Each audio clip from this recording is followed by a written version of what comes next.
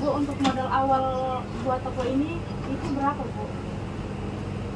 Kalau modal awal itu untuk pastinya ya sudah lupa, tapi paling enggak minimal waktu itu sekitar 500.000. Tapi 500.000 itu Ibu bisa kembalikan modal Ibu lagi nggak, Bu? Yang jelas namanya usaha itu tidak serta-merta langsung kembali, misalnya modal 500 tidak langsung kembali 500 atau mungkin menjadi lebih kan. Karena kan namanya orang dagang itu kan proses, dan proses ibu di perdagangan ini sudah lama sekali. Jadi mulai dari punya satu etalase ya kan, sampai mungkin dulu pernah punya sekitar 10 etalase, kemudian sampai ini sudah mengalami berbagai macam renovasi ya. Dari dulu ya mungkin turut cicilan gitu ya kan, bisa dan sebagainya. Sebenarnya awalnya bukan untuk sembako, karena memang latar belakang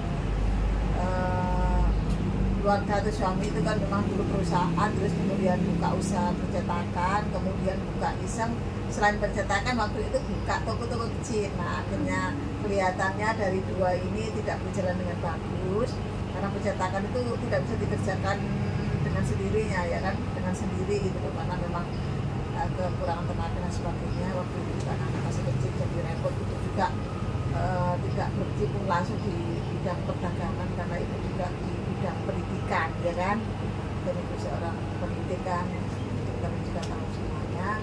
Akhirnya berjalan dengan tahun ke tahun, berkembang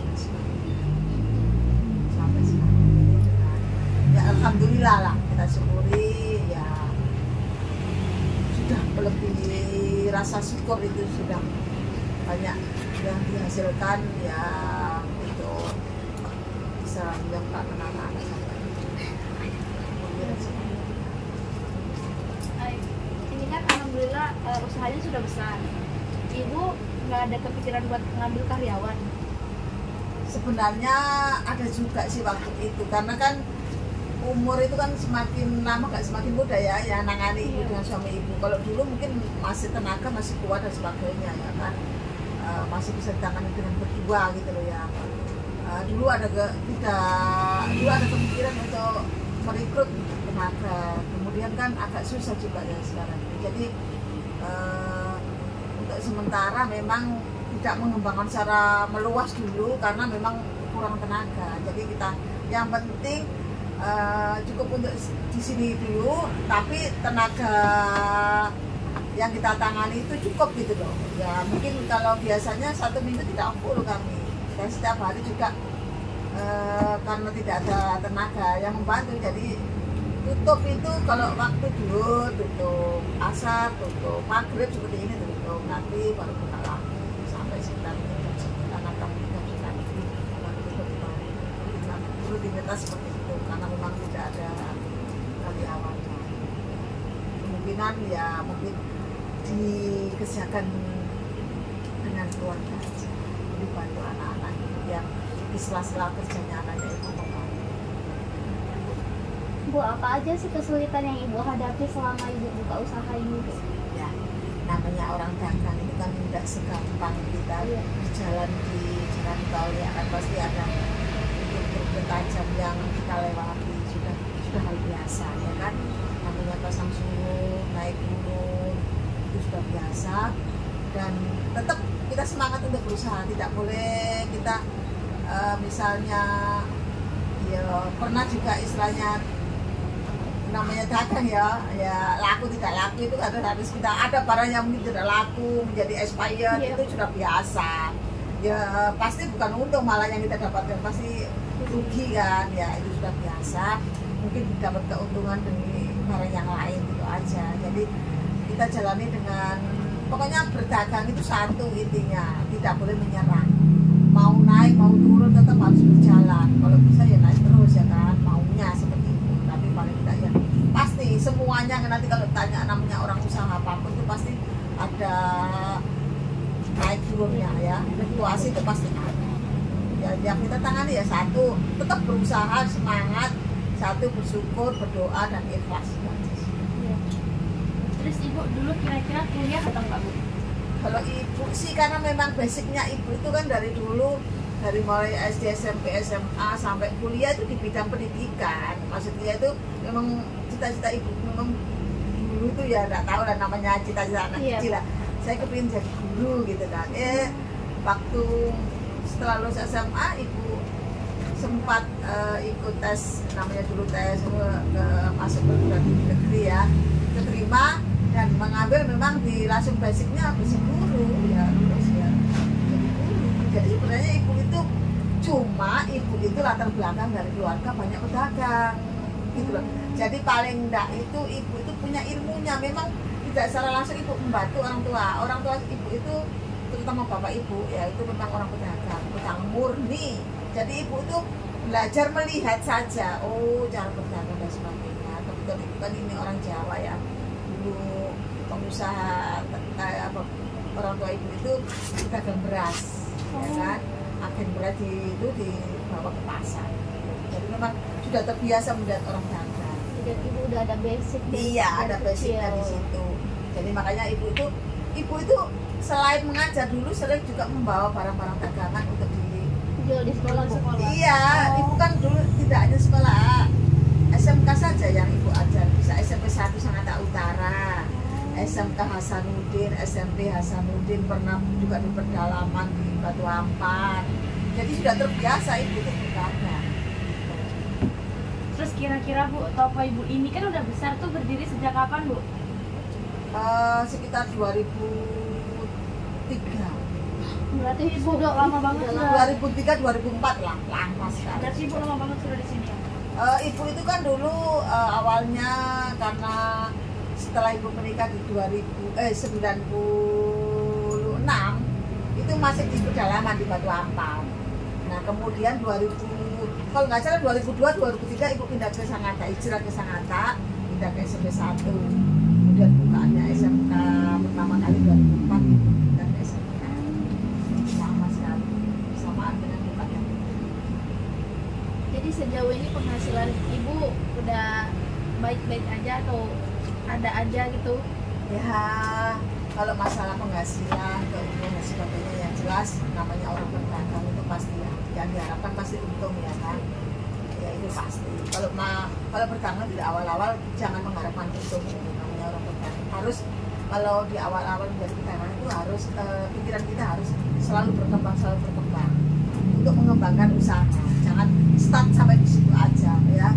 Jadi harus terus berkembang dan sebagainya supaya untuk kelanjutan. Kalau ya sekarang ya kalau namanya keuntungan insya Allah ya sudah bisa dinikmati, yang masih agak banyak ya kan, paling tidak minimal sudah bisa untuk untuk keperluan keluarga, untuk anak-anak dan sebagainya, insya Allah cukup ya, lebih dari cukup. Bu, ini kan pasti ibu ngambil di sales-sales kan, di tempat-tempat lain juga. Itu biasanya ibu ngambil di toko mana aja Bu? Kalau masalah barang itu biasanya bergantung dari macam-macam, itu kan ada sales, nanti di agen itu kan biasanya sales datang, oh ini jenis barang ini, nanti kelompok di sales ini, kelompok yang ini, jadi pokoknya jelas yang ibu ambil itu pertama Samarinda, Bontang, kemudian Sangatta, 3 kota ini. Samarinda, Bontang sama Sangatta. Dulu ada juga sebagian itu Balikpapan ya, kayak seperti itu disebutkan nggak apa-apa ya, sari roti dan sebagainya, itu kan masih produknya Balikpapan, tapi katanya berkembang juga. Ada sebagian Balikpapan tapi nggak banyak. Silakan, ada lagi yang perlu dipertanyakan? Apa sih tips ibu supaya toko sembako ini tuh tetap berjalan lancar dan semakin besar? Semakin jaya seperti namanya ya, alhamdulillah. Ya tipnya ya yaitu satu, ulet, tidak boleh menyerah. Yang di awal pedagang itu pokoknya nanti kalau kalian menjadi pengusaha ya, jadi pengusaha apapun ya, satu jangan mudah menyerah. Kalau masalah istilahnya itu turun naik dan sebagainya itu sudah biasa, jangan mengeluh tapi tetap harus semangat gitu loh. Ingat nanti kalau udah jadi pedagang, kalau pas turun ingat, oh apa yang akan diberikan. Ibu pun juga begitu. Ibu itu sekarang aja ibu itu kalau istilahnya itu sekolah atau pergi ngajar dan sebagainya tidak bawa barang. Kalau dulu itu di belakang ibu penuh gitu loh, dan sudah biasa gitu loh. Jadi nanti kalau kalian mau, jangan mudah gengsi ya, itu satu hal. Nggak usah gengsi, nggak usah istilahnya dengan orang. Kita itu mau kepingin apa saja kalau kita punya uang sendiri, ya kan? Jangan gengsi nanti orang punya ide itu tapi kalian tidak mau bekerja keras ya.